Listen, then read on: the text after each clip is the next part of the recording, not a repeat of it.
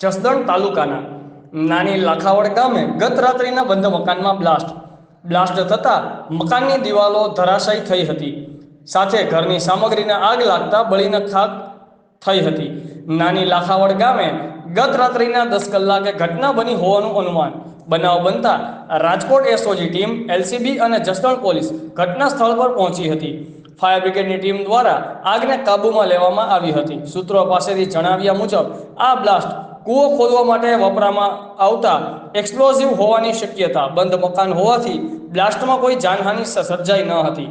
મકાન માલિક સમગ્ર બાબતે અજાણ હોવાનું રટણ। એફએસએલની ટીમ દ્વારા નમૂનાના સેમ્પલ લઈ ટેસ્ટ માટે મોકલી આપવામાં આવ્યા છે। રિપોર્ટર જિગ્નેશ સિદ્ધપરા, આઝાદ મીડિયા લાઈવ, જસદણ।